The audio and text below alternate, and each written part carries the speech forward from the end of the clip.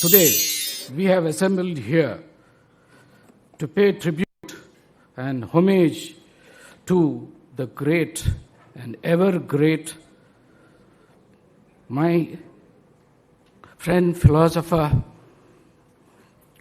Dr. Kalaignar, the one and only great leader of the Tamils of the world, and particularly the people of Tamil Nadu.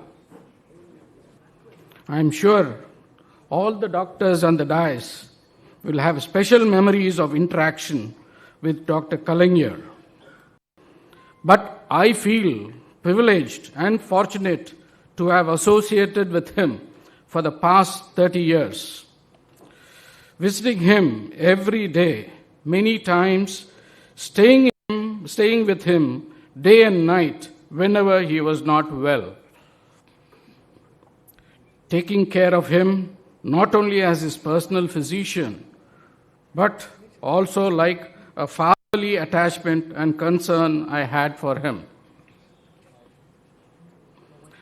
Many times I had requested my professors and colleagues, particularly Professor Thanikachalam, Dr. Patrick, Dr. Palanisamy, Dr. Mohan, my colleague, Dr. and classmate A.V. Srinivasan, Professor Devarajan, Dr. Mail Vahanan, Dr. Amar, late Dr. Agarwal, Dr. Balaji, and Dr. Aravindan of recent times, Dr. Sridhar, to come and see Dr. Kalaignar, give their opinion and guidance whenever needed. After some time, I got a call again from Dr. Kalaignar, whether it was possible for me to come and see him. I could sense his anxiety, and I said, I will come. He sent the car with 2 people to come and assist me.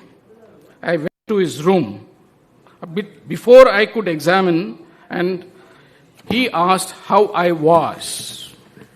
His concern about my health was more at that time than about his own health. I was very touched. Then, after I examined him and spent some time, he was relaxed and went to sleep. That is the faith he had in me. And I can never forget, I miss him. I have been with him on occasions when he met great leaders, when he was interacting with his party cadres, public meetings, election campaigns. Those are the days which I can never forget. The election campaigns, going in the vans, going at odd times, coming, having dinner at odd times. And what energy he had. We used to go to sleep at 4 o'clock in the morning, get up again at 6 o'clock, go out. That was then. Then came the regulation of 10 o'clock finishing. But it was all fun, and it was really nice. After the meeting, he used to ask me, I have to follow the meeting very carefully. He will ask me what I spoke. Were you there? Did you listen to that? He will question me. So I have to be very particular that I have to be there. I can't miss a single word. That was him. Perfectionist. Functions of the film industry, industrial functions, art and cultural functions, events, and of course his favorite Patimandrams, Kaviyarangams, etc., etc. I have witnessed and have been amazed at the versatility and his knowledge, the ability to talk on any subject, and to top it all, his sense of humor. The one and only Dr. Kalaignar. I don't think anyone else can do that. I was with him also during his difficult and testing time of his life.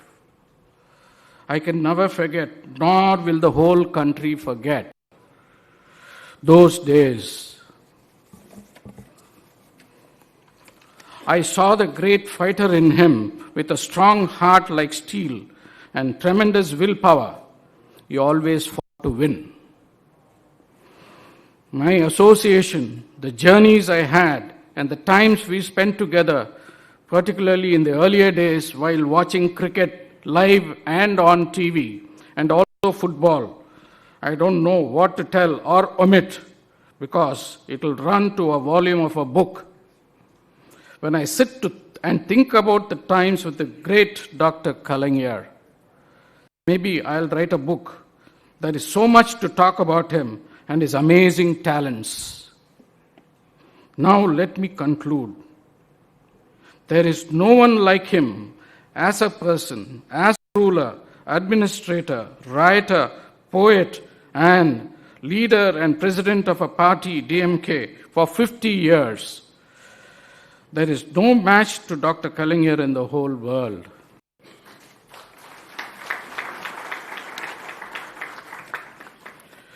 We are all very fortunate, I feel, to live in the era of Dr. Kalaignar. Our favorite Dalapati, M.K. Stalin, sitting in front of me, whom I have seen growing up in the party for 30 years, the great son of a great father. Today he is the president of the DMK party with a huge responsibility. I am sure he will live up to his great father's expectation and even more. I wish him all the very best and success in all his endeavors. I salute the great Kalaignar. I feel the vacuum. I miss him. I really miss him. Thank you. ஈரோட்டை சேர்ந்தவனால் என்பதால் என்னவோ சின்ன வயதிலிருந்தே நான் தந்தை பெரியார், அண்ணா, கலைஞர் அவர்களின் கொள்கையால் ஈர்க்கப்பட்டவன். குக்கிராமத்தை சேர்ந்த மருத்துவரான எனது தந்தை அடிக்கடி சொல்லும் ஒரே விஷயம், இம்மூவர் இல்லை என்றால் நம் ஊரில் பாதி பேர் மருத்துவம் படித்திருக்க முடியாது, இன்ஜினியர் படித்திருக்க முடியாது என்பது தான். ஏன் இந்த அறையில் இருப்பவரே பாதி பேர் படித்திருக்க முடியுமா என்பது தெரியாது, இவர்கள் மூவரும் இல்லாவிட்டால்.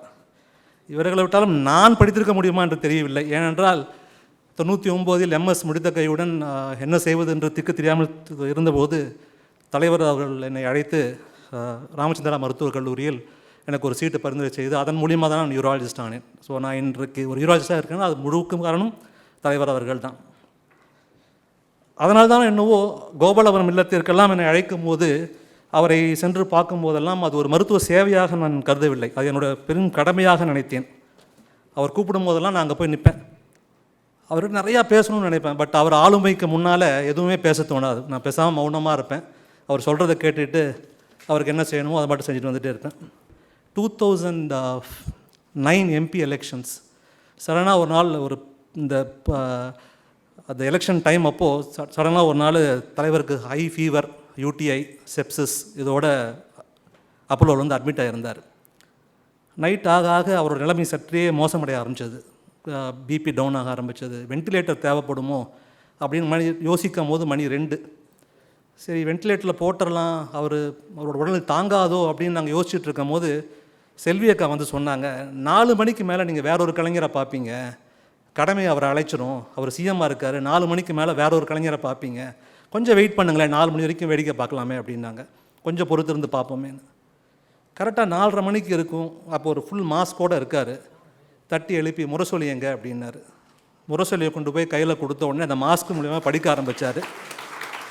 1 மணி நேரத்தில் மாஸ்கை எடுத்தார். சாயந்தரத்துக்குள்ளே ரூமுக்கு போனார். அடுத்த நாள் காலையில் யார் சொல்லியும் கேட்காம ஹாஸ்பிட்டல்லேருந்து டிஸ்சார்ஜ் வாங்கிட்டு நேராக பிரச்சாரத்துக்கு போயிட்டார்.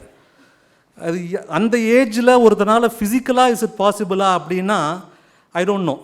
அது அந்தளவுக்கு டிசிப்ளின். அதான் அண்ணா சொன்ன மாதிரி கடமை, கண்ணியம், கட்டுப்பாடுங்கிறது அவர் ரத்தத்திலே ஊறி போன ஒரு விஷயம். அவர் அண்ணாவோட இளவலுக்கு அதெல்லாம் ரத்தத்திலே ஊறி போன ஒரு விஷயமா இருந்தால் தான் அந்தளவுக்கு டிசிப்ளின் உள்ள ஒருவரால் தான் இப்படி ஒரு ஒரு ஒரு மென்டல் ஸ்ட்ரென்த்தும் ஒரு ஃபைட்டிங் ஸ்பிரிட்டும் இருக்க முடியுன்ற நான் ரொம்ப இதை தீவிரமாக நம்புகிறேன்.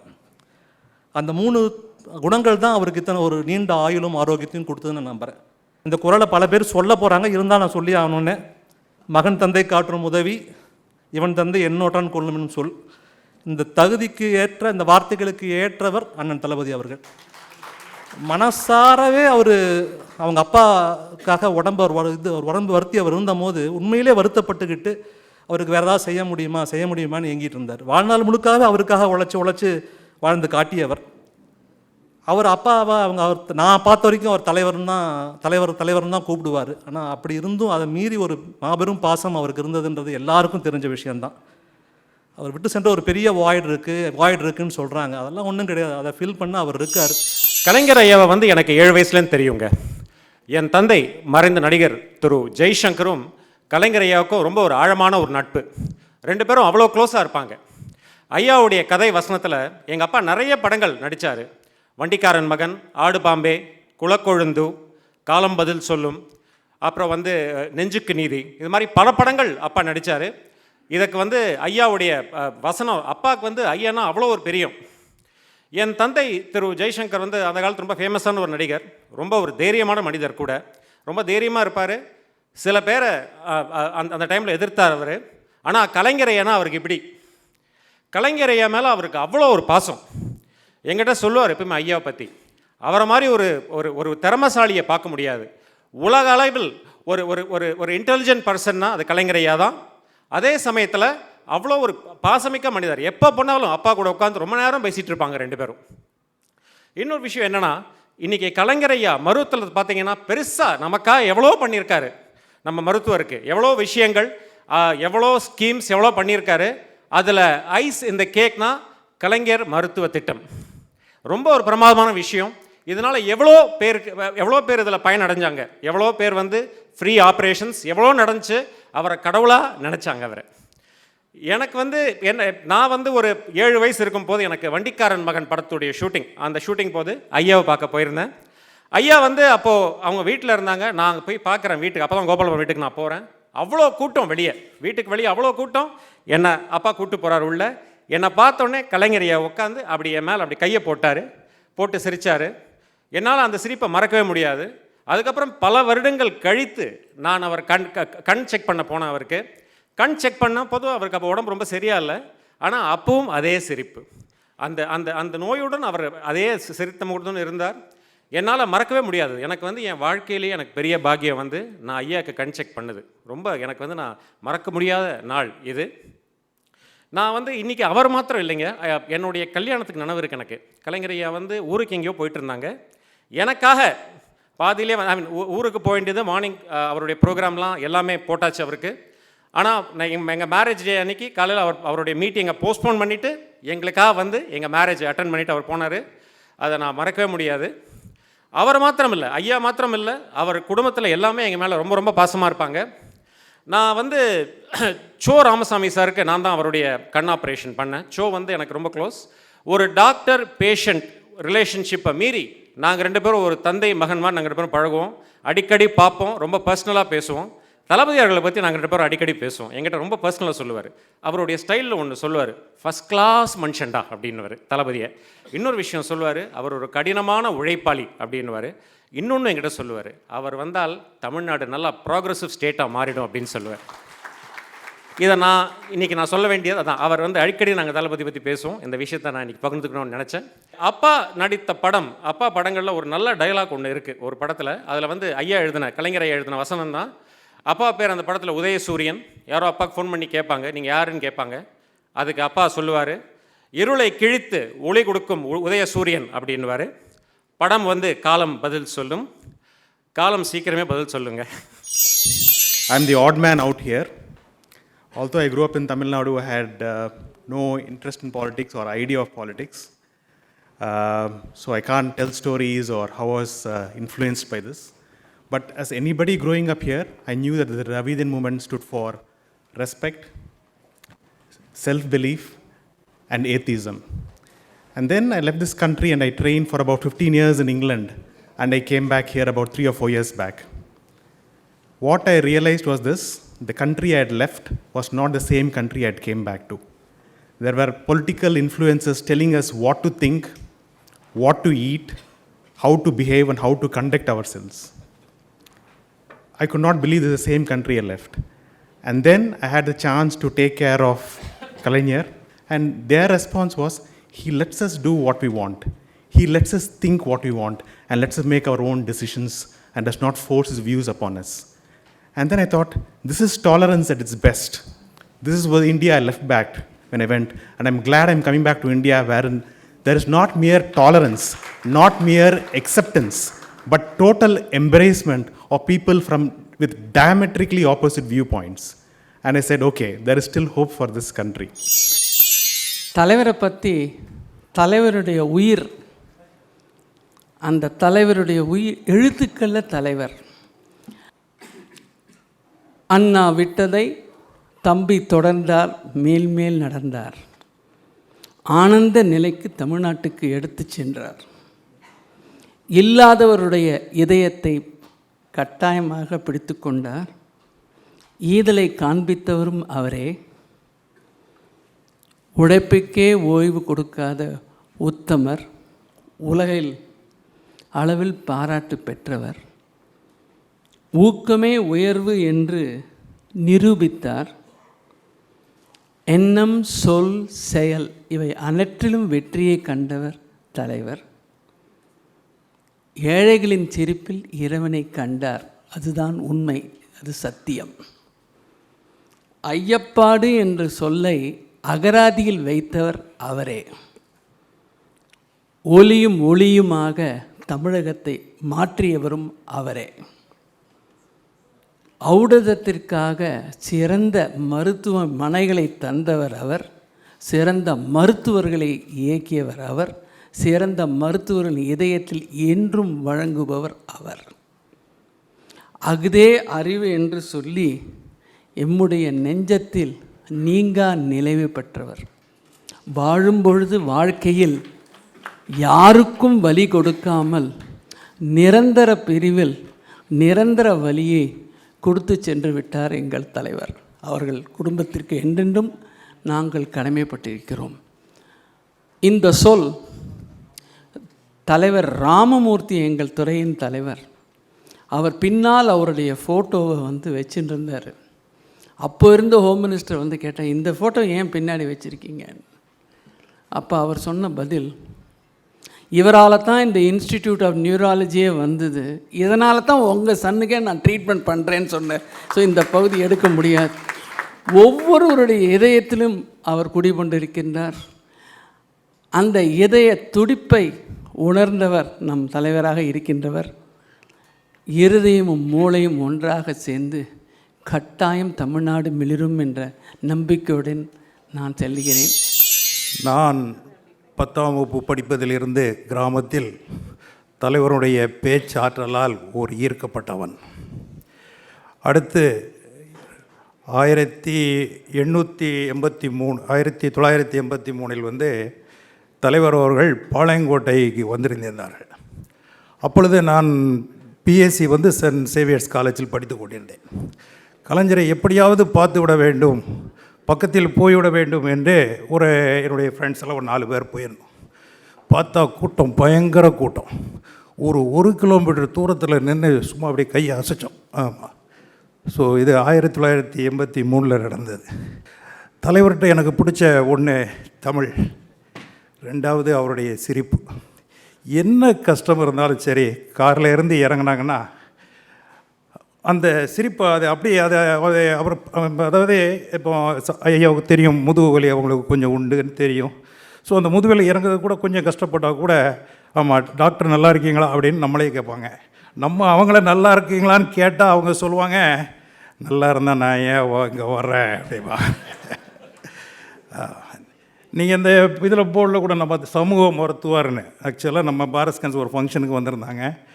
அப்போது நான் சொன்னேன், இதே மாதிரி நிறையா பெட் சிடி 3TMR எல்லாம் ஸ்கேன் மிஷின்லாம் இது பண்ணும்போது அவங்க அதே தினத்தந்தி பேப்பரோடு வந்திருக்கு, என் கையில் தான் இருக்குது. அதில் அவர் சொன்னார், ஐயா சொன்னாங்க, நானும் ஒரு டாக்டர் தான், டாக்டர் வேணுன்னா ஸ்கேன் பண்ணி கண்டுபிடிக்க முடியும், நான் ஸ்கேன் பண்ணி அவர் உள்ளத்தில் என்ன இருக்குங்கிறத கண்டுபிடிப்பேன் அப்படின்னாங்க. நான் இதை பார்த்த உடனே உண்மையிலே இது அவர் வாயாலே நான் டாக்டர் அப்படின்னு சொன்னது.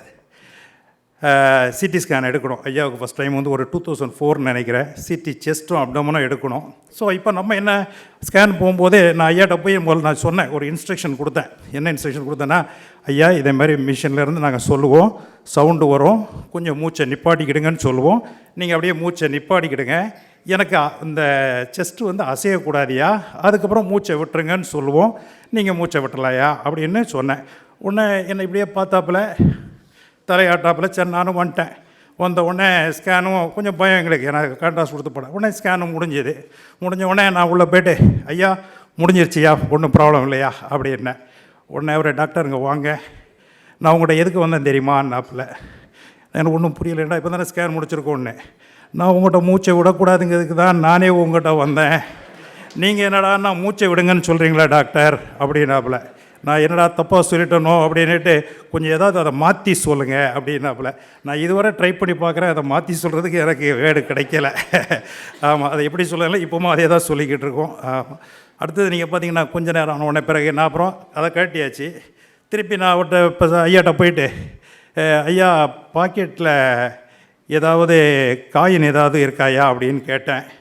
உடனே அவர் திருப்பி ஒரு கனத்த குரலை அப்படின்ன உடனே என்னடா ஏதாவது தப்பாக சொல்லிட்டோன்ட்டு உடனே ஐயா பாக்கெட்டில் ஏதாவது நாணயம் ஏதாவது இருந்ததுன்னா எடுத்துருங்க ஐயா அப்படின்ன. உடனே அவர் டமார்னு என்ன சொன்னாப்புல, ஏன்டா நாணயம்லாம் இல்லை அப்படின்னாரு. ஆனால் நான் நயம் இருக்குது அப்படின்னாரு.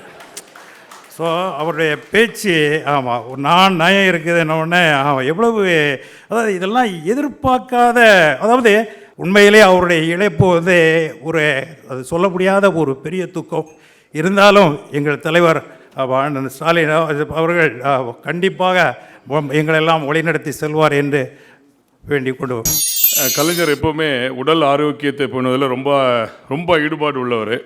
அவரை நீங்கள் பார்த்தீங்கன்னா அவருடைய முகம், வாய், நகம், வேட்டி சட்டை கூட அவ்வளோ சுத்தமாக இருக்கும். எப்போவுமே அதை வந்து பெர்ஃபெக்டாக மெயின்டைன் பண்ணணும்னு நினைப்பார். அதாவது அவருக்கும் எனக்கும் நிறைய டாக்டர் இமானுவேல் சொன்ன மாதிரி நிறைய சம்பவங்கள் உண்டு. முதலாக என்கிட்ட பல் ட்ரீட்மெண்ட்டுக்கு வந்தது தம்பி உதயநிதியும் கிருத்திகாவும் அவங்க அம்மா அப்பா தான். முதலாக மெனி இயர்ஸ் பேக். அவங்க அப்போ டி நகரில் ஒரு வீட்டில் இருந்தாங்க. திடீர்னு ஒரு நாள் தலைவர் தளபதி அவர்களும் டாக்டர் கோபால் அவரும் ஃபோன் பண்ணாங்க, கலைஞர் உன்னை பார்க்கணுங்கிறாயா அப்படின்ட்டு. நான் சரி என்னென்னா தலைவர் வந்து ட்ரீட்மெண்ட் வந்திருந்தார். இல்லைப்பா நிறைய தடவை போனேன் ட்ரீட்மெண்ட், ரூட் கனால்னு சொன்னாங்க, இப்போ பல்ல பிடுங்கணுங்கிறாங்க. நான் ரூட் கனால் ஸ்பெஷலிஸ்டில் பல் மருத்துவத்தில் கிட்டத்தட்ட 9 ஸ்பெஷாலிட்டி இருக்குது. நான் டாக்டர் மதன் வந்திருக்கார், அவர் இங்கே தான் உட்காந்துருக்காரு. என்னப்பா அதை பார்த்துட்டு, இல்லை பிடுங்க வேண்டிய இல்லை சார். அவர் ஒன்றே சொன்னார், என் பல்ல எவனும் பிடுங்க முடியாதியா, எவன் நினச்சாலும் என் பல்ல பிடுங்க முடியாது அப்படின்னு சொன்னார். அடுத்தால வந்து நாங்கள் ரூட் கனால் பண்ணிட்டு நம்ம வந்து க்ரௌன் போடணும் அப்படின்னு. க்ரௌன் என்ன தொப்பியா அப்படின்னு கேட்டார். எனக்கு தொப்பிலாம் வேண்டாம். அடுத்தால நீங்கள் பார்த்தீங்கன்னா சரி, அடுத்தால ஃபஸ்ட்டு ட்ரீட்மெண்ட்டுக்கு வந்து வாய்க்குள்ளே இன்ஜெக்ஷன் போடணும். இங்கே இருக்கிற நிறைய பேர் என்னுடைய மருத்துவமனைக்கு வந்திருக்காங்க. அந்த ஒரு ஸ்பாட்டில் நீங்கள் இன்ஜெக்ஷன் போட்டால் தான் அந்த வந்து அந்த ஏரியாவே மரத்து போகும். அப்போ நான் இன்ஜெக்ஷன் போட சிரிஞ்சை கொண்டு போகும்போது அவர் நாக்கை வச்சு இப்படி தள்ளினார். கொஞ்சம் நாக்கை கொஞ்சம் லூஸ் ஆகிடுங்க அப்படின்னா. ஐயோ, நாக்கை லூஸ் அவுட்டாக என்ன லூஸுன்னு சொல்லுவாயா? அதாவது நிறைய நான் இப்படி கண்டினியூஸாக சொல்லிட்டே போகிறேன். அதாவது அந்த மாதிரி ஒரு அதாவது ஸ்பான்டேனியஸாக வந்து உங்களுக்கு வந்து ஒரு பதில் கொடுப்பாரு. அப்புறம் வந்து நீங்கள் பார்த்தீங்கன்னா ஒரு நாள் திடீர்னு நம்ம தளபதி எனக்கு ஃபோன் பண்ணி, ராத்திரி இருக்கும், நீங்கள் அப்பா வந்து கொஞ்சம் பார்த்துட்டு போயிருங்க, நானும் வரேன் அப்படின்னாங்க. அப்போ ஐயாவுக்கு வந்து ட்ரெக்காஸ்டமி பண்ணிட்டாங்க. ட்ரெக்காஸ்டமி பண்ணோடனே அவருக்கு ஒரு பிரெக்சிசம் இருந்தது, பல்ல கடித்தார். நான் அப்பப்போ புது ஸ்பிரிண்ட்டு எடுத்து செய்து கொடுத்துட்டே இருப்பேன். ஆனால் வந்து என்னென்னா எனக்கு வந்து வாயை திறக்கணும். ஆனால் நான் வாயை திறக்க ட்ரை பண்ணால் தளபதி டென்ஷன் ஆகிறாரு, நீங்கள் அப்பாவை கஷ்டப்படுத்துறீங்க, நீங்கள் ரொம்ப தொந்தரவு பண்ணுறீங்க, நீங்கள் பொறுமையாக பண்ணுங்கள் டாக்டர் அப்படின்னாரு. ஏன்னா எனக்கு வந்து கடிக்கிறாரு. நான் அந்த ஸ்பிரிண்ட்டை வாய்க்குள்ளே போனால் வாயை திறக்கணும். ஐயா சொன்னால் வந்து திறப்பார், அப்புறம் திரும்பியும் க்ளோஸ் பண்ணிவிடுவார். ஆனால் வந்து தளபதி வந்து இல்லை டாக்டர் நீங்கள் போதும், நீங்கள் பண்ண நிறுத்துங்க. அதாவது அவர் வந்து எவ்வளவு தன்னுடைய தந்தையார் மேலே ஒரு அன்பு வச்சுருந்தாருன்னா, என்னால் அவர் கொஞ்சம் ஹார்டாக கூட ஒரு சின்ன வேலையை அவர் என்னை செய்ய விடல. அப்பா மேலே வந்து அவ்வளோ பாசம். ஒவ்வொரு தடவையும் ரொம்ப டாக்டர் நீங்கள் ரொம்ப கேர்ஃபுல்லாக பண்ணுங்கள், ஏன்னா அப்பாவுக்கு வலிக்க போகுது அப்படின்னு சொல்லுவார்.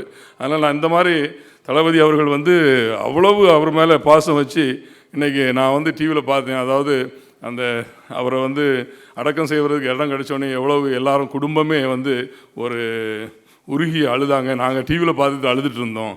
அதாவது ஐயா வந்து ஒவ்வொருத்தர் வரும்போதும் நீங்கள் பார்த்தீங்கன்னா என் ஸ்டாஃப்லேருந்து எல்லாருமே அவர் காலில் விழுவாங்க. ஆனால் எதையுமே அவர் உதாசீனப்படுத்த மாட்டார், எல்லார் தலையிலையும் கை வைப்பார். இந்த மாதிரி ஒரு தலைவரை என் வாழ்க்கையில் பார்த்ததில்லை.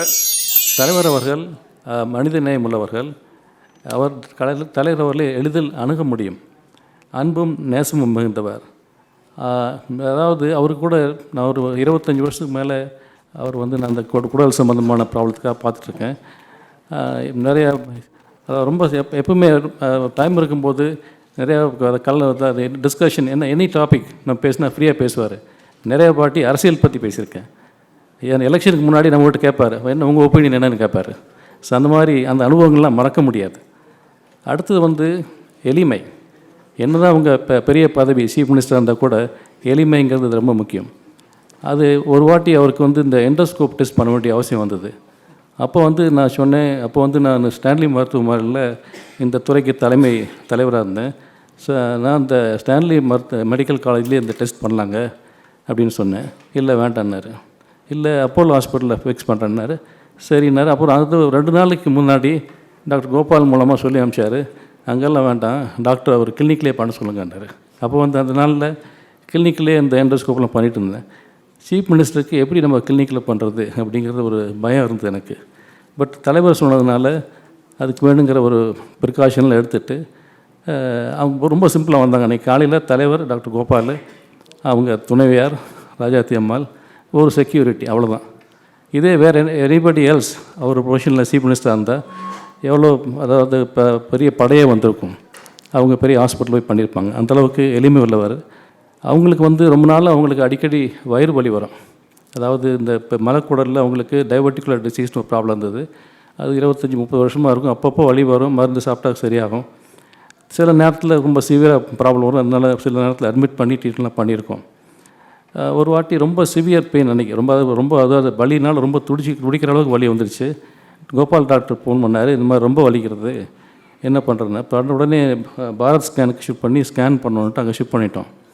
அங்கே பாரத் ஸ்கேன்ஸில் நான் போகிறதுக்கு முந்தையே சரி இந்த டைவர்டிகுலர் ப்ராப்ளம் தான் இருக்கணும், குடல் அடைப்பு மாதிரி எதாவது வந்திருந்தால் என்ன பண்ணுறதுன்ட்டு உடனே சர்ஜனை கூப்பிட்டு நீங்கள் நேராக ஸ்கேனுக்கு வந்துடுங்க ஸ்கேன் சென்டருக்கு. அப்புறம் இன்ஃபெக்ஷன் ஸ்பெஷலிஸ்ட் ராமசுப்ரமணியம் இங்கே கொண்டிருக்காரு, அவரையும் கூப்பிட்டு ஸ்கேன் சென்டருக்கு வந்துருங்கன்னு சொல்லிட்டு எல்லாரையும் வர சொல்லிட்டேன்.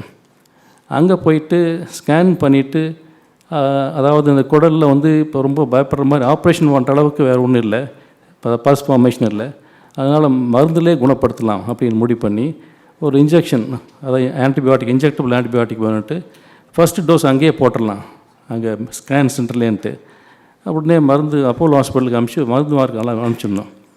தலைவர் அப்படியே பார்த்தாங்க, என்னைய பார்த்தாங்க, நீங்கள் மருத்துவர், நீங்கள் வந்து எதுக்கு ஆப்ரேஷன் பண்ணணும்னு சொன்னீங்க, ஆனால் சர்ஜனை பார்த்தாரு, நீங்கள் வந்து அறுவை சிகிச்சை நிபுணர், ஆனால் நீங்கள் வந்து ஆப்ரேஷன் வேண்டான்னு சொன்னீங்க. அந்த வழியிலையும் கூட ஒரு நகைச்சுவை உணர்வுங்கிறது அந்த மாதிரி அவங்க நிறைய இமானுவேல் சொன்னாங்க, நிறைய பேர் சொன்னாங்க போட்டு நகைச்சுவை உணர்வை பற்றி.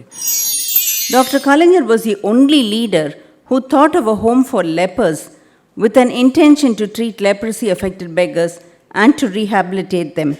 He therefore inaugurated the first home for lepers in Paranur in Kanchipuram as early as 1971. He was an advocate of transgender rights. He was the first one to set up the country's first ever transgender personal welfare board in 2008 and introduced the Aravani identity card, which most of us are not even aware of. He also introduced policies for persons with disabilities. His government provided a 75% concession for long-distance travel on the state bus for the specially disabled, and also announced a waiver of all tuition fees for higher education and professional courses for such individuals. In 1960, he launched the Kannoli Thittam, a policy which provided free cataract surgery for the visually impaired. Conceived and launched in 2009 as a Kalaignar Kappeetu Thittam, is a jewel in his crown. This aimed at providing health insurance to low-income groups, allowing them to access high-quality care in empaneled hospitals. As a mark of respect to motherhood, he introduced Dr. Muthulakshmi Reddy's benefit scheme to pregnant women, which made sure that all women delivered only in government hospitals. And he also encouraged the pregnancy age to be increased to 19 years. And this policy obviously had such a positive impact on women's health. Finally, my experience as a patient, he was always very patient, intuitive, and most accurate in describing his ailments. If he told us that there was a fresh blister or a fresh wound in the skin, it would definitely be there. He never exaggerated his symptoms. And when we went to see him, We were never asked or made to wait outside unnecessarily, and we were always treated with warmth and respect, not only by him, but also by his family members. Not to, I would fail in my duty if I don't mention about Selvi Akka, who was always there doing her bedside duty. I must thank Dr. Gopal, who was always there, ever ready to comply with our requests, may it be lab investigations or change of medications, which facilitated a good interdisciplinary approach. He also carried out instructions impromptu. I am sure all of you would agree, this is unusual, especially when treating VIPs like Dr. Kalaignar. We never faced any obstacles at any given situation. Dr. Kalaignar would never question the treatment, especially in this era, where even lay people ask us too many questions. They want to know the prognosis of the disease, they want to know whether the medications had side effects. Not once has he asked us that. All he would ask is, "Na nallaiduena, idu seekiram sariyaiduma." They were the only two questions I have faced. I would like to share an anecdote which depicts his faith in his own doctors. We had specially flown in an authority on blistering diseases, Dr. Razak Ahmed from Boston. It was with great difficulty that we brought him over here to see him, and he was formally introduced to Dr. Kalaignar by his family member. Under normal circumstances, anyone would be elated to have such an expert flying in to see him. But Dr. Kalaignar's outlook was entirely different. When Dr. Razak introduced himself as a doctor coming from the United States to treat a skin condition, guess what he said? Not necessary. And we were stunned. This is an example of the immense faith he had in his own countrymen as physicians. And we, all as physicians, should feel proud of this today. Strangely enough, Dr. Razak, after going through his medical records, opined that the treatment offered under the guidance of Professor Patrick was adequate and that there was nothing more to offer him and except to improve his nutritional status. This gives us joy and pleasure to treat a person like Dr. Kalaignar. I would like to end my tribute by quoting Aristotle. A man is at his best when he is doing his best at what he likes doing best. And it is needless to say that Dr. Kalaignar was a great man, always at his best, doing his best. Thank you for your patient listening. I have known the family of Kalaignar for more than 4 decades. I've attended most of the family functions on many times. And I had heard about the oratorial expertise or brilliance of the Kalaignar when I was in college, in Madras Medical College. But I had the opportunity of listening to him for the first time when I was an assistant professor of dermatology in the Madras Medical College. This was somewhere in the 70s. He was the chief minister then, and he had been invited to our college to inaugurate the intensive coronary care unit started by late Dr. Sendilnathan. Some of the cardiologists here may know about that. He spoke only for 15 minutes. That 15 minutes talk was laced with humor, and Sendamil flowed like rivers of honey. I wished he would go on speaking for some more time. That was our Kalaignar. I became closer to him in the last few years when he had some skin issues.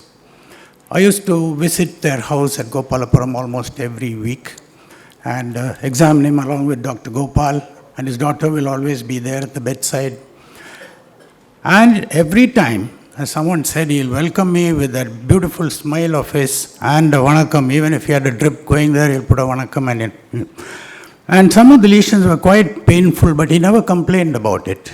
He bore his pain with equanimity. And fortunately, the skin lesions, as Dr. Maya mentioned, it eventually they healed, not because of any medications on our part, but because of his willpower. I think Emmanuel told about that, his willpower. It is very rare to see a person like Kalaignar, and that had been my fortune and my privilege to have moved with him and treated this legend. Thank you. நண்பர் ஒருவர் தொலைக்காட்சி ஒரு காணொளி காட்சியை எனக்கு video clip ஒன்று அனுப்பி வைத்தார். அது என்னென்னா, கலைஞர் மரணத்தை பற்றி அவரோட அபிப்பிராயம், அவரோட வியூ, அவர் என்ன நினைக்கிறாரு அப்படின்னு சொல்லிட்டு. அது எப்படின்னா 2006 அவர் முதலமைச்சராக பணியேற்றப்போ ஒரு பாராட்டு விழா நடந்தது. அதில் அவர் பேசினார். அதில் அவர் என்ன சொன்னார்னா, அந்த காணொலி காட்சியில், யமன் என்னோட உயிரை எடுத்துக்கொண்டு போவான் என்ற ஐதீகத்தில் எனக்கு நம்பிக்கை கிடையாது என்று சொன்னார் 2006. அது மேலும் என்ன கூறுகிறார் என்றால், என்னடா இவன் இவ்வளோ அகம்பாவத்துடன் பேசுகிறானே என்று நினைக்கிறீர்கள் என்றால், அதற்கு ஒரு உதாரணமும் கொடுத்தார். புராணத்தில் மாமன்னன் கிள்ளிவளவன் தமிழ் மாமன்னன் மரண படுக்கையில் இருக்கும் பொழுது அரசை புலவர் பக்கத்தில் அழுகிறார். அப்பொழுது அந்த கிள்ளிவளவன் அவரிடம் சொல்லுகிறார், யமன் என்னோட போராடி என்னோட உயிரை எடுத்துகிட்டு போக முடியாது, நான் யமனிடம் தோற்கப்படுவதாக இல்லை, பட் ஆனால் நானால் முடிவு செய்து என் தமிழ் மண்ணுக்காக, தமிழ் மக்களுக்காக, தமிழ் நாட்டுக்காக தமிழ் பண்பாட்டிற்காக உயிரை கொடுப்பேன் என்று கிள்ளிவளவன் சொன்னதாக ஒரு நம்பிக்கை. அதே மாதிரி தான் நானும். கலைஞர் 2006 சொல்லுகிறார்கள், முதலமைச்சராக பணியேற்ற பின் நான் 100 வருஷம் இருப்பேன். அதுக்கு முன்னாடி நான் போகணுன்னு நினச்சா அது யமனோட வெற்றி கிடையாது. நானாக முடிவு செய்து தமிழ் நாட்டுக்காக, தமிழ் மக்களுக்காக, தமிழ் பண்பாட்டுக்காக உயிரை கொடுப்பேன் என்று சொன்னார். அந்த காணொலி காட்சி எனக்கு ஆகஸ்ட் 2 போல் எனக்கு வந்தது. ஸோ கலைஞரே 2006 இவ்வளோ உறுதியாக இருக்கப்போ நம்ம மருத்துவர்கள் எதையுமே நம்ம விட்டு வைக்கக்கூடாது என்று அனைத்து resources, every medical expertise, every single possible expertise. இப்போ டாக்டர் மாயா சொன்ன மாதிரி அமெரிக்காவிலேருந்து டாக்டர் கூப்பிட்டு வந்தாங்க. But Kalaignar told it's not necessary, எனக்கு தேவையில்லை அப்படின்னாரு. ஏன்னா கலைஞர் மருத்துவத்துறைக்கு செய்த மிகப்பெரிய சேவை என்னென்னா, தமிழ்நாட்டில் இவ்வளோ ஒரு சிறப்பான மருத்துவர்கள் இன்று உலகமெங்கும், அமெரிக்கா, தமிழ்நாடு எல்லாவற்றிலும் best specialist are from Tamil Nadu. So மீண்டும் நம்ம அந்த போராட்டத்தை அந்த போராட்டம் 11 நாள் நீடித்தது. ஜூலை மாதம் ஆகஸ்ட் 6 அந்த போராட்டத்தை இறுதி அத்தியாயம் மாதிரி இருந்தது. அப்பொழுது தான் நம்ம அறிக்கையில் சொல்லியிருந்தோம், நெக்ஸ்ட் 24 hours, அடுத்த 24 மணி நேரம் மிகப்பெரிய சவாலாக இருக்கப் போகிறது என்று. கலைஞர் அந்த 24 மணி நேர போராட்டத்தை மிக கடுமையாக போராடினார். ஆகஸ்ட் 7 மாலை 5 மணி அளவில் அவர் முகத்தில் அப்படி ஒரு அமைதி இருந்தது. இன்னும் போராட்டம் தொடர்ந்து கொண்டிருந்தது.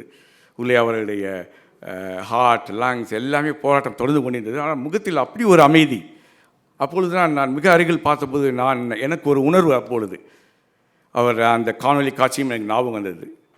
ப்ராபப்ளி கலைஞர் அப்போது என்ன நினைத்திருப்பார் என்றால், எஸ், நான் என்னுடைய தமிழ்நாட்டுக்காக, தமிழ் மக்களுக்காக, தமிழ் பண்பாட்டுக்காக, தமிழ் கலாச்சாரத்துக்காக நானே முன் என்னை உயிரை விட்டுக் கொள்கிறேன். இப்பொழுது மேபி அவர் நினச்சிருக்கலாம், என்னோட தமிழ்நாட்டையும் தமிழ் மக்களையும் ஒரு நல்ல கரங்களில் ஒப்படைத்து விட்டு செல்லப் போகிறேன் என்ற நம்பிக்கையும் வந்திருக்கலாம். அந்த 5 6, 10 வரையும் அப்படி ஒரு அமைதி அவருக்கு. அடுத்த நாள் ஆங்கில நாளேடுகளில் அருமையாக எழுதியிருந்தார்கள். இந்த ஹிந்து பத்திரிகையில் எழுதினார்கள், the fight to the finish in the hospital அப்படின்னு சொல்லிட்டு. இந்த கடைசி போராட்டம் ஒரு ஆக்ரோஷமான, உக்கிரமான போராட்டம், கலைஞர் போராட்டம். டைம்ஸ் ஆஃப் இந்தியாவில் எழுதியிருந்தார்கள், the fiercest battle, the Kalaignar's fiercest battle was a lost battle in the hospital அப்படின்னு சொல்லிட்டு. கலைஞர் போராட்டங்களிலே மிக ஆக்ரோஷமான போராட்டம் மருத்துவமனையில் அந்த கடைசி சமய போராட்டம் என்பது. கலைஞர் மருத்துவமனையில் அனுமதித்திருந்த பொழுது நிறைய நேஷ்னல் லீடர்ஸ் டெல்லியிலேருந்து வந்திருந்தாங்க. குலாம் நபி ஆசாத், அவர் முன்னாள் மத்திய சுகாதாரத்துறை அமைச்சர், அவரும் வந்திருந்தார். அவர்கள் எல்லோரும் நம்ம கலைஞருக்கு கொடுத்த சிகிச்சை பற்றி எக்ஸ்பிளைன் பண்ணுறப்ப, டாக்டர், எங்களுக்கு தமிழ்நாடு மருத்துவர்கள் மீதும் மருத்துவமனை மீதும் பூர்ண நம்பிக்கை இருக்குது எங்களுக்கு, நீங்கள் you are doing your best என்று சொன்னார்கள். அதற்கு காரணம் கலைஞர் மருத்துவத்துறைக்கு இவ்வளோ சிறந்த மருத்துவர்களை உருவாக்கி கொடுத்தது தான்.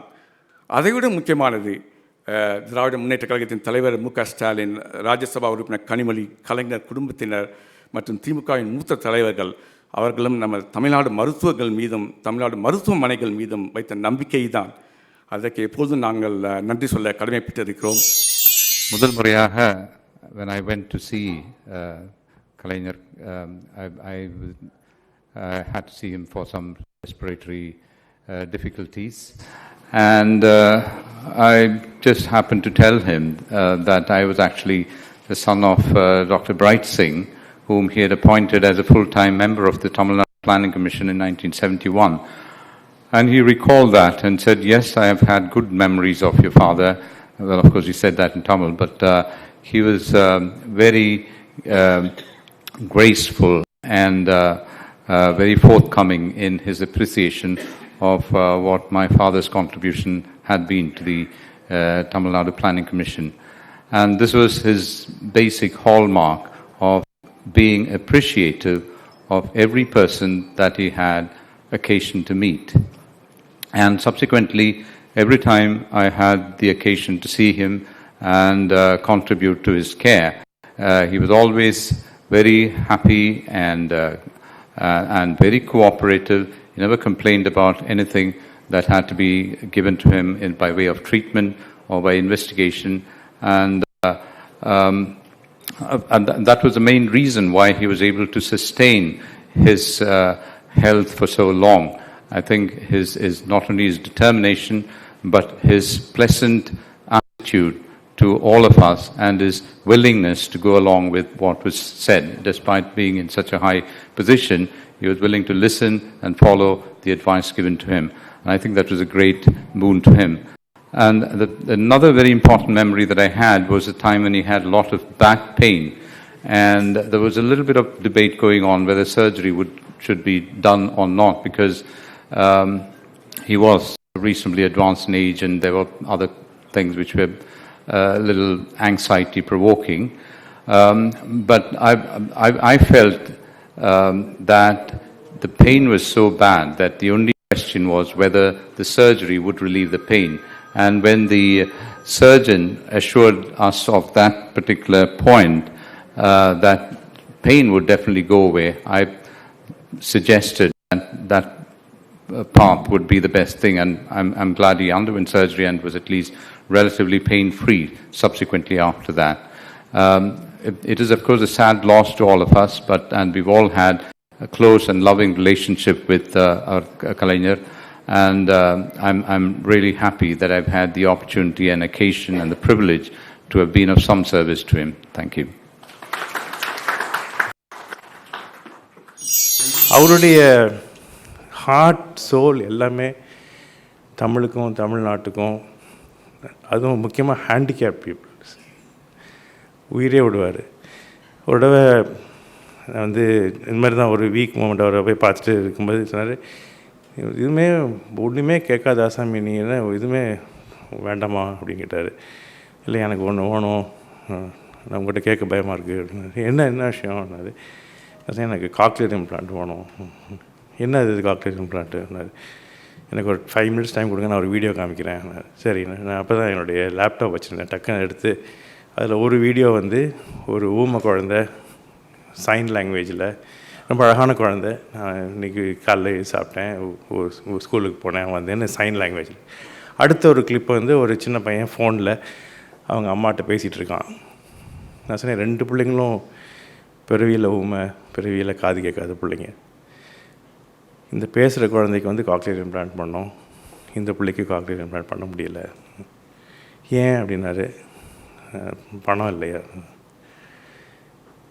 எவ்வளோ பணம் வேணும்னாரு. ஒரு காக்லியர் இம்ப்ளான்ட் அப்போ வந்து 6 லட்சம். அவ்வளோதானே, பண்ணுங்கன்னாரு. பணம் கொடுங்கயாண்ணே. கண்டிப்பாக கொடுக்குறேன். அன்றைக்கி ஸ்டார்ட் ஆச்சு cochlear implant scheme, first time in India. அதோட கல்மினேஷன் வந்து இன்றைக்கி 2000 குழந்தைங்களுக்கு தமிழ்நாட்டில் காக்லியர் இம்ப்ளான்ட் நடந்திருக்கு. 2000 children have got the gift of hearing and speech. 2000 குழந்தைகள் அவர் ஸ்டார்ட் பண்ணி வச்சது, அவருடைய சைன்.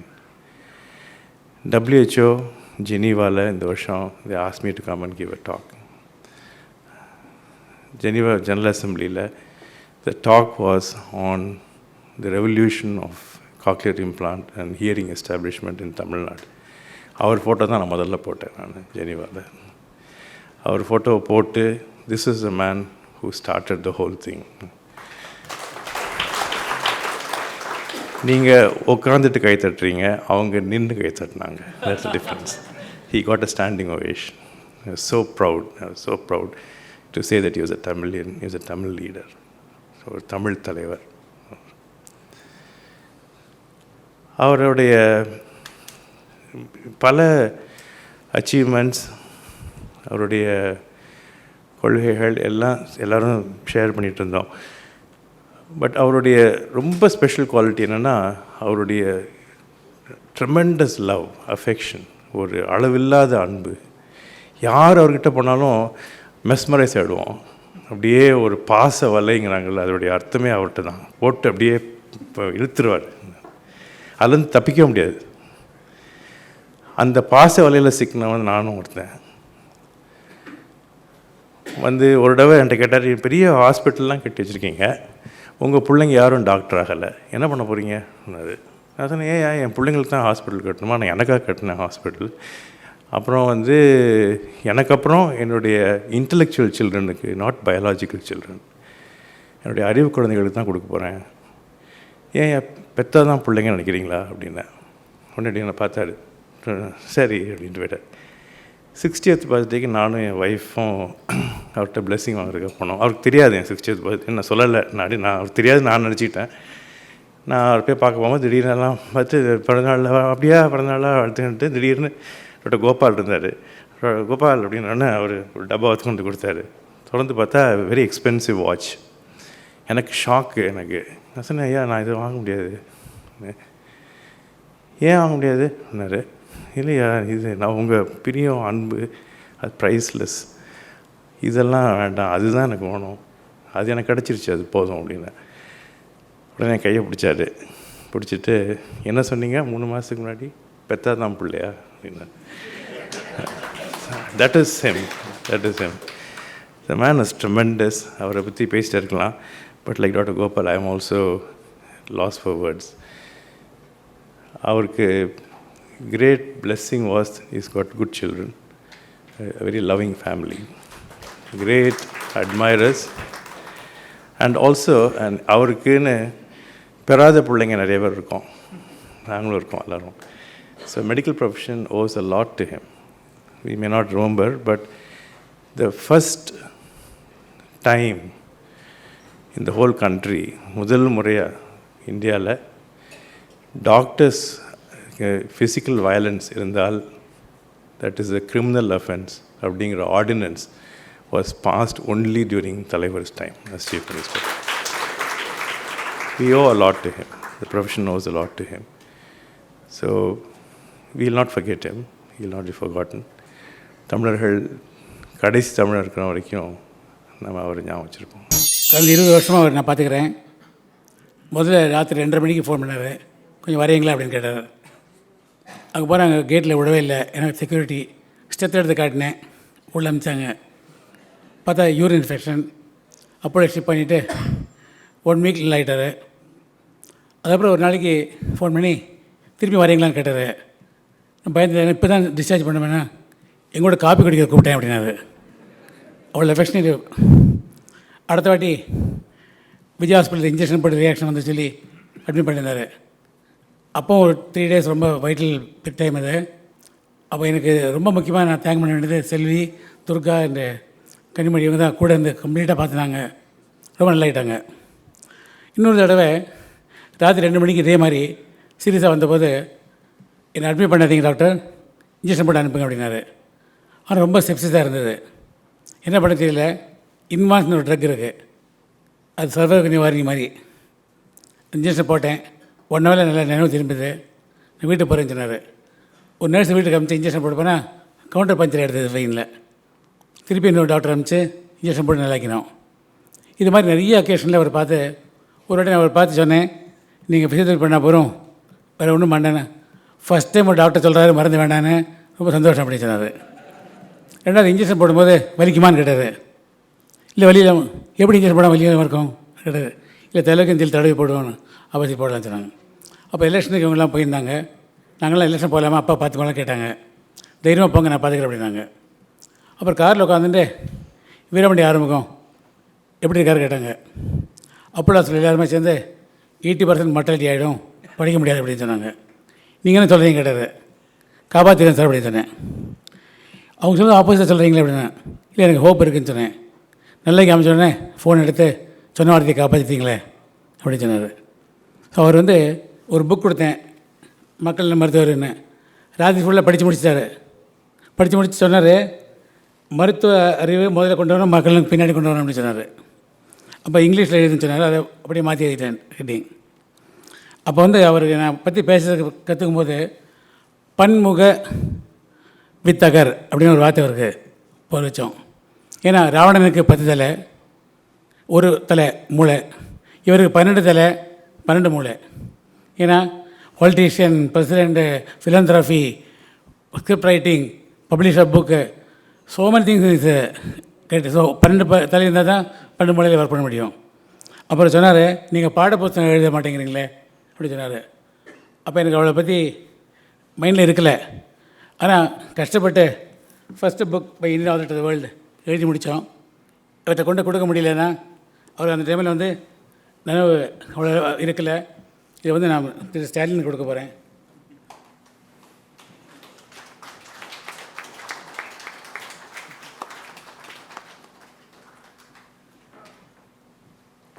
இது first book by Indian author to the world. இனிமேல் ஸ்டூடெண்ட்ஸ் தான் படிக்க போகிறாங்க. ரொம்ப சந்தோஷம். ராயல் காலேஜ் லண்டனில் பெஸ்ட் புக்குன்னு சொல்லி கொடுத்துட்டாங்க. To be include all medical students சொல்லிட்டாங்க. ரொம்ப சந்தோஷமாச்சு. எல்லாத்துக்கும் எனக்கு காரணம் அவரோட ஆசீர்வாதம். அவர் ட்ரீட் பண்ண 45 சந்தோஷம். அண்டு திரு ஸ்டாலின் தூரம் எல்லாருக்கும் என்ன வேண்டிக்கிறேன்னா, நீங்கள் இந்த கட்சியை எடுத்துட்டு தமிழ்நாடை காப்பாற்றி தமிழ்நாட்டுக்கு எல்லாம் பண்ணி பெருசாக வரணுன்னு கடவுளை வேண்டிக்கிறேன். அது மாதிரி எப்பப்போ அவருக்கு தேவைப்பட்டதோ அப்போல்லாம் டாக்டர்ஸே ரொம்ப கம்மி. 85 தான் அப்போலோ ஸ்டார்ட் ஆகுது. அதுக்கு முன்னால் வந்து கவர்மெண்ட் ஜெனரல் ஹாஸ்பிட்டல் பெரிய ஹாஸ்பிட்டல். ஸோ எல்லா டாக்டர்ஸும் அவர் வீட்டுக்கு போகும்போது நான் வந்து அப்போ கார் ஓட்டி, மயில் வாகனம் மாதிரி நான் கார் ஓட்டிகிட்டு அப்பாவுக்கு போவேன் சாயங்காலம் சண்டேஸ்லாம். அப்போ போகும்போது doctor Ramamurthy, doctor Kameswaran, doctor Annamalai, doctor Abraham, Venugopal எல்லோரும் நான் அவர் வீட்டிலே பார்த்துருக்கேன், அவங்களோட பேசியிருக்கேன். அப்பாவும் ட்ரீட்மெண்ட்லாம் கொடுப்பாரு. எங்கள் ட்ரீட்மெண்ட் எசென்ஷியலாக ஃபிசியோதெரப்பி தான். Main stay of orthotic treatment physiotherapy. So physiotherapy கொடுக்குறது அதெல்லாம் ஏற்பாடு பண்ணி அவர் வீட்டிலே அவருக்கு தேவையான இதை பண்ணிக்கிட்டு இருந்தோம். ஐயா, நான் அந்த மூட்டு வலி, கை வலி, கால் வலி பார்க்குற ஆள் மட்டும் இல்லை, நான் ஒரு ஸ்பெஷலிஸ்ட் இன் போன் கேன்சரு அப்படின்னு. அப்படியா, என்னது இது அப்படின்னாரு. இந்த மாதிரி கேன்சர்னால் அந்த காலெலாம் எடுத்துருவாங்க, நான் அதை எடுக்காமல் அதை கேன்சரை மட்டும் எடுத்துகிட்டு மெட்டல் ஜாயிண்ட் செஞ்சு வைக்கிறேன். அந்த மாதிரி ஒரு இது யாரும் பண்ணுறது இல்லையா? நான் யாரும் பண்ணுறது இல்லையா நம்ம ஊரில், நான் மட்டும்தான் அதை கேன்சர் இன்ஸ்டியூட்டில் பண்ணுறேன். அப்படி ஒன்று. அப்படியா, அப்படி விசாரிச்சுட்டு அப்புறம் கூப்பிட்டு இது உண்மை தான் அப்படின்னு தெரிஞ்சிச்சு. அதனால் டெஃபினட்டாக ஐ வில் நாமினேட் யூ அப்படின்னு சொல்லிட்டு பிசிஆர் அவார்டுக்கு என்னை முதல்ல நாமினேட் பண்ணுறாரு. அதே சமயம் அந்த பத்மா அவார்டு வரும்போதும் இந்த வேலையை தனியாக பண்ணுறது ஒரு ஆள் சொன்னேன். அப்போ நம்ம தமிழ்நாட்டில் மட்டும்தான் அது வேலை பண்ணிகிட்டு இருந்தாங்க. இப்போ அதை நம்ம கண்ட்ரியில் 30 ஸ்டேட் இருக்குது. அதில் இப்போ 20 ஸ்டேட்டில் அந்த வேலையை பண்ண ஆரம்பிச்சிட்டாங்க.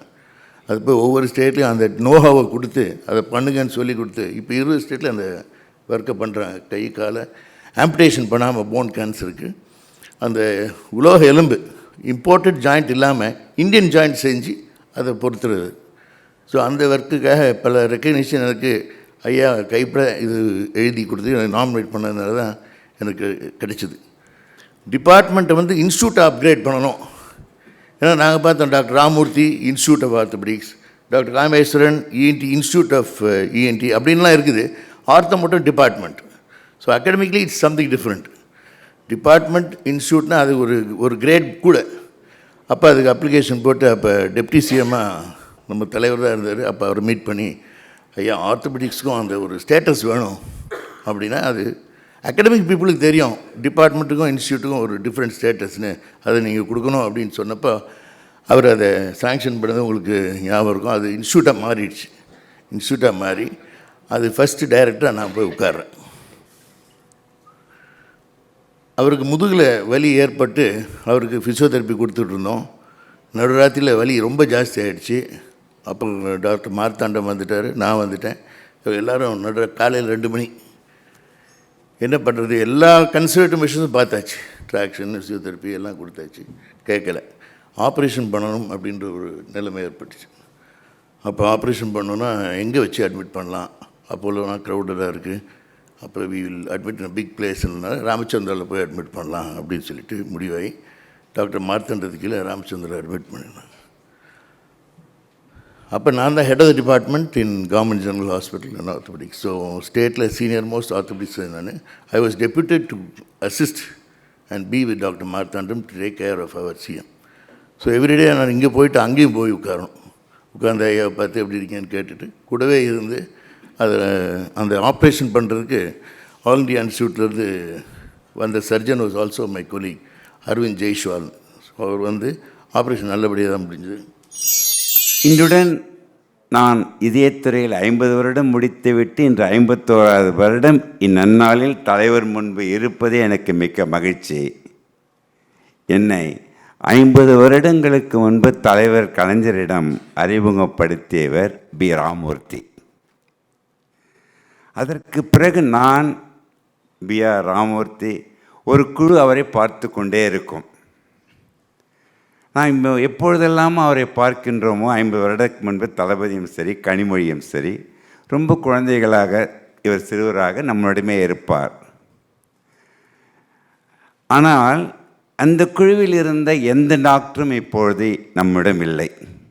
ஏஎல் அண்ணாமலை, மோசஸ், தம்பையா, வேணுகோபால், சொல்லிக்கொண்டே போகலாம்.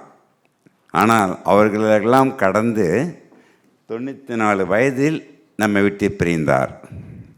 அவரை பொறுத்தவரை நான் தலைவரிடம் சொல்ல வேண்டும், அவர் வாழ்ந்த காலம் 94 வருடம் அல்ல, உழைத்த காலத்தை பார்த்தால் அவர் 130 வருடம் வாழ்ந்து இறந்திருக்கின்றார் என்று தான் நினைக்கின்றேன். ஏனால் இறைவன் படைப்பிலும் நம்பிக்கை இல்லை எனக்கு. இயற்கையின் படைப்பில் இதயம் இயங்குவதற்கு 130 வருடம். அந்த இதயம் இயக்கத்தை 130 வருடம் முழுமையாக வாழ்ந்து சென்றவர் தான் தலைவர் என்பதில் மாற்று கருத்தில்லை. நான் அவரிடம் முதலில் அறிமுகமாகும் பொழுது தலைவருக்கு தெரிந்திருக்கும், தளபதி எப்பொழுதும் கூடவே இருப்பார். ஒரு வருடம் அவர் தலைவரை பார்க்கும்போது தளபதியை பார்க்க முடியவில்லை. அவர் உயிருக்காக போராடி கொண்டிருக்கின்றார், மிசா கைதியாக. அப்பொழுதும் அவரை பற்றி சொல்லி கொண்டிருப்பார். அந்த ஒரு வருடம்தான் அவரை பார்க்கும்பொழுது என் சகோதரர் என்னிடம் இல்லை. ஒரு முறை சொன்னார், சொக்கலிங்க, நீ மருத்துவத்துறையில் இதயத்துறையில் இருக்கின்றாய், இப்பொழுது எமர்ஜென்சி வந்துவிட்டது, என்னை பார்க்க வருகின்றாயே, உன் வேலைக்கு ஆபத்து உண்டா? உடனே ஐயாவிடம் சொன்னேன், நான் உங்களிடம் வருவது என் நண்பராக, அண்ணனாக, மருத்துவம் பண்ண வருகின்றேனே தவிர என்னை எவருமே கொஸ்டின் கேட்க முடியாது. அப்படி கேள்வி கேட்டால் அந்த அரசாங்க வேலையை எனக்கு வேண்டியதில்லை ஐயா என்று சொன்னேன். உண்மையில் அப்பொழுது உடனே கவர்னர்கள் கூப்பிட்டு கேட்டார்கள். உடனே அவர்களிடம் சொன்னேன், ஐயாவை பார்க்க செல்கின்றேன். அவர்களும் உடனே ஐயாவுடைய உடல்நிலையை கூட விசாரித்தார்கள். ஏன் இதை பகிர்ந்து கொள்கிறேன் என்று ஒரு முறை ஐயா என்னை கூப்பிட்டார். ஐயா, நம் துரைமுருகன் ஐயாவிற்கு தெரிந்திருக்கும், அவரை தான் பார்க்க வருகின்றான் என்று சொல்லி அவர் வீட்டிற்கு போனால், இல்லை நம்ம தம்பி துரைமுருகன் கொஞ்சம் கஷ்டப்படுறார், உடனே அவரை போய் பாருங்கன்னு சொல்லி, உங்களை ஞாபகம் இருக்கும்னு நினைக்கின்றேன், வீட்டில் ஒரு ஈஸி எடுத்து அங்கிருந்து பேசினேன். அப்பொழுது தான் அவர் மகிழ்ச்சியுடன் இருந்தார். ஏன் இந்த கருத்துக்களை பகிர்ந்து கொள்கிறேன்? அவருடைய ஞாபக சக்தி அவரை மாதிரி எவருக்குமே இருக்க முடியாது. அவர் நகைச்சுவை உணர்வு அவர் மாதிரி இருக்க முடியாது. என் திருமணத்தை நடத்தி வைத்தியவர் நம் கலைஞர், அப்பொழுது இருந்த கவர்னர், எம்ஜிஆர், அனைவரும் நான் ஃபோட்டோ சினிலாம் வச்சுருக்கேன். என்னுடைய பையன் மகள் திருமணத்தையும் நடத்தி வைத்தார். ஐயாவிடம் கேட்டேன், பேர குழந்தைகள் திருமணத்தை நீங்கள் தான் நடத்தணும், கட்டாயம் நடத்துகின்றேன் என்று சொன்னார். நான் நினைக்கின்றேன், அவர் வாழ்ந்தது மட்டுமே தமிழை சுவாசித்து தமிழுக்காக வாழ்வதால் தான் நான் இதய நிபுணராக இருந்தாலும் அவருக்கு உண்மையில் இதயத்தை வியாதி இல்லாமல் எங்களுக்கு வேலை கொடுக்காமல் கடைசி வரும் இருந்தது என்பதை நான் பதிவு செய்ய விரும்புகின்றேன். கலைஞர்கிட்ட பாலிட்டிக்ஸே கிடையாது. அவ்வளோ பேரும் மருத்துவர்களும் ஒருவருக்கு ஒரு இணைந்து ஒரே குறிக்கோள் அவருக்கு நல்லது செய்யணும். அதற்கு முக்கிய காரணம் டாக்டர் கோபால் அவர்கள் தான். கூடவே இருப்பார், அவர் ஃப்ரெண்டாக தான் இருப்பார். ஆனால் நம்ம போய் அந்த கேஷீட்டில் மாத்திரம் கை வைக்க முடியாது. உடனே கேட்பார், என்ன பண்ணுறீங்க. அது யாராக இருந்தாலும் சரி, சில சிஸ்டர்கிட்ட போய் யாராக இருந்தாலும், தனியாச்சலம் சார் யாராக இருந்தாலும் சரி, என்னை கேட்காம எழுதாதீங்க. எல்லாருமே பேசுனாங்க, அவர் போயிட்டார். எங்கே போனார்? இல்லை, அந்த பெரிய மனிதன் ஆவி இங்கே தாங்க இருக்கும், உங்கள் வீட்டை சுற்றி தான் இருக்கும், குடும்பத்தாரை சுற்றி தான் இருக்குது. எனக்கு பெரிய அனுபவம் உண்டு. என் தந்தையாரோ என் தாயாரோ என் தகப்பனாரோ என் வீட்டை விட்டு போகவே இல்லை. என்று என்னோடு இருப்பவர்கள் அவர்தான். காரணம், நான் உடனே கோயிலுக்கு போய் தான் கடவுளை கும்பிடுவோம். அவர் வந்து பர்த்டேக்கு அப்போ உங்கள் அப்பாவெல்லாம் போய் கும்பிடுவார். He knows that he is the God. தாய் தான் உங்களுடைய தெய்வம். அதுதான் உங்களை இந்த உலகத்துக்கு கொண்டு வந்தது. இந்த வார்த்தையை சொல்வதற்கு எனக்கு ஒன்றும் அவ்வளோ தயக்கம் இல்லை. அவர் ஒரு ஞானி. ஞானி என்றால் ஒரு சாமியாராக இருக்கணும்னு அவசியம் இல்லை. பற்றும் கற்று அதற்கு ஏற்றார் போல் தன்னை வளர்த்து கொண்டவர் ஒரு ஞானி. ஞானியார்கள் தான் தூர்க்க தரிசனமாக பார்க்க முடியும். பிறவியிலே அவர் பிறந்தார் மாதிரி, பிற்காலத்தில் வர வேண்டும். அவரிடம் முதல்ல என்னை ஈர்க்கப்பட்டது வந்து, நான் வந்து 8ஆம் கிளாஸ் படிக்கும்போது, நாங்கள் ஜார்ஜ் டவுனில் இருந்தோம். அப்போ என்னோடத்தில் ஒரு தமிழில் சொல்லுவோம், பிஞ்சிலே படித்ததுன்னு ஒரு இருக்கும். ஒரு தனப்பால்னு ஒரு பையன், அவன் வயசுக்கு ஏற்ற மாதிரியே இருப்பான், அதுக்கு மேலேயே இருப்பான். என் தகப்பனார் பார்க்கும்போது அவனோட சேராதுன்னு சொல்லுவார். எனக்கு என்னமோ அவனோட தான் சேர்ந்து போகணும்னு இருக்கேன்.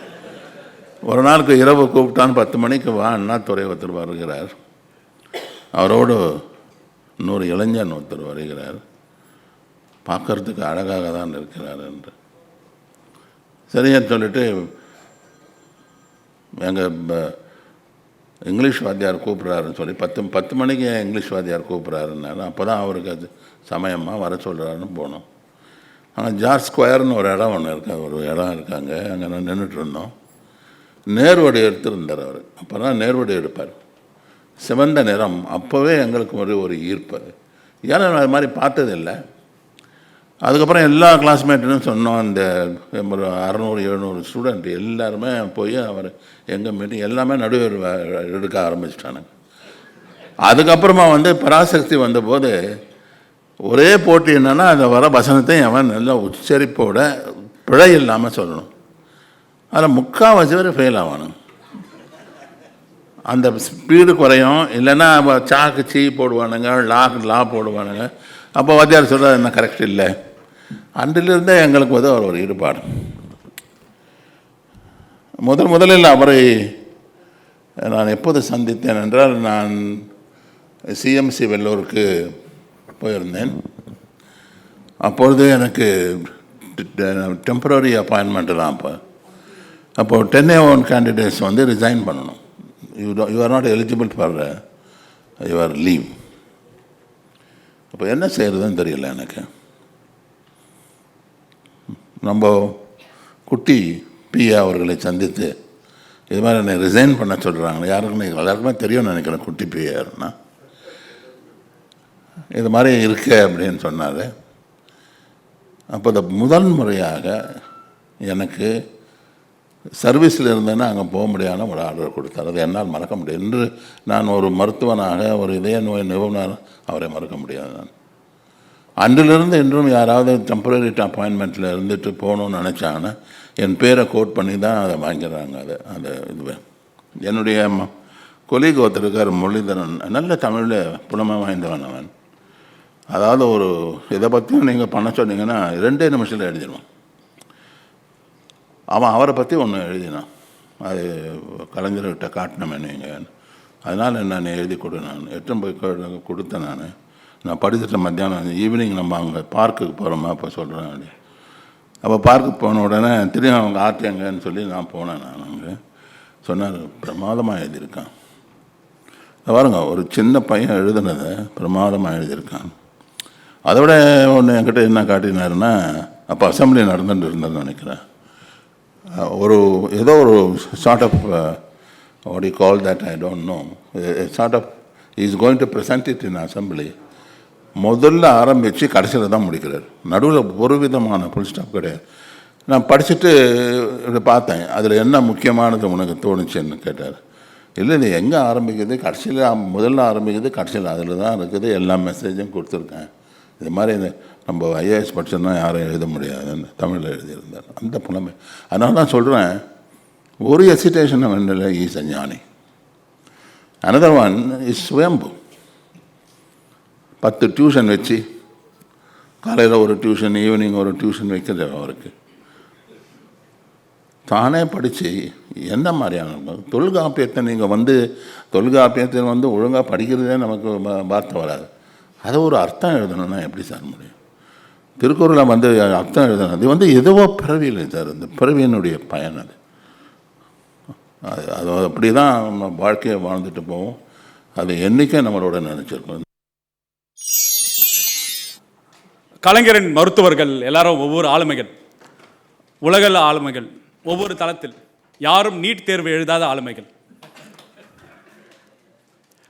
ஏன்னா கலைஞர் ஒரு எஃபெக்ட்னா, கலைஞரோட எஃபெக்ட்னா அவர் நன்றி கூறுவது அவரோட சமூக நீதி கொள்கைக்கு நன்றி சொல்லணும். எந்த சமஸ்கிருதம் படித்தால் மட்டும் மருத்துவ ஆக முடியும் என்ற ஜஸ்டிஸ் பார்ட்டியில் தொடங்கி இந்த இந்திய அரசியலமைப்பு சட்டத்தில் முதல் சட்டத்தை திருத்தத்தை கொண்டு வந்து நம்மளாம் மருத்துவராக்கிய பெரியாருக்கு நன்றி. கலைஞர் சமூக நீதி கொள்கையை அரசு கொள்கையை மாற்றி நடைமுறைப்படுத்தி சாமானியர்களை மருத்துவராக்கிறதுக்கு கலைஞருக்கு நன்றி. இன்றைக்கி ஸ்கூட்டரை ஓட்டுற ஃபேமிலி இன்றைக்கி டொயோட்டா கார் ஃபேமிலி ஆனது கலைஞர்னால தான். கரெக்டாக இல்லையா? ஏன்னா இன்றைக்கி கலைஞர் இல்லை என்றால், அவரோட சமூக நீதி கொள்கை இல்லை என்றால், இங்கே எல்லாரும் நம்ம நபர்களாக இருந்திருப்போம், ஆனால் மருத்துவர்களாக உட்காந்துருப்போமான்னு ஒரு பேலிக்கு கோரியிருக்கார் இல்லையா? கிட்டத்தட்ட சாமானிய மக்களுக்கு எப்படி மருத்துவம் போய் சேர்க்கறது, ஏழை எளிய மக்களுக்கு எப்படி போய் மருத்துவம் போய் சேர்க்கறது என்று பல்வேறு உலக எக்ஸ்பர்ட்ஸ் யோசிச்சுட்டு இருக்காங்க. ஆனால் கலைஞர் சாமானிய மக்களுக்கு சாமானியர்களே மருத்துவராக்கி அழகு பார்த்தவர். ஏழை எளிய மக்களுக்கு ஏழை எளிய மக்களையே மருத்துவராக்கி அழகு பார்த்தவர். அது அவரோட சமூக நீதியின் கொள்கை. அதனால தான் இங்கே பார்த்தீங்கன்னா அவரோட ஸ்டேஜில் பல்வேறு சமூக பின்புலங்களில் உள்ள மருத்துவர்கள் தனக்கும் மருத்துவராக்கியவர் கலைஞர். அதனால தான் இன்னைக்கு ஒரு அசாம் ஸ்டூடெண்ட் கலைஞரை பற்றி ஆய்வு பண்ணும்போது சொல்கிறான், கலைஞர் எஃபெக்ட் உங்களுக்கு கிடைச்சது, அதனால் உங்களோட ஹெல்த் இண்டஸ்ட்ரீஸ் எல்லாமே ஐரோப்பிய மாநிலங்களுக்கு சமமாக இருக்குது. ஆனால் கலைஞர் எஃபெக்ட் கவு பெல்ட் இருக்கிற வட மாநிலங்களுக்கு கிடைக்கல. அதனால தான் அவங்க ஹெல்த் இண்டஸ்ட்ரீஸ் எல்லாமே சப்சாவர்கன் ஆஃப்ரிக்கன் கண்ட்ரிஸோட மோசமாக இருக்குது. அப்படின்னா கலைஞர் எஃபெக்ட் இங்கே சோஷியல் ஜஸ்டிஸ் எஃபெக்ட். அந்த சோஷியல் ஜஸ்டிஸ் கொடுத்த மாபெரும் ஆளுமைக்கு நம் நன்றி.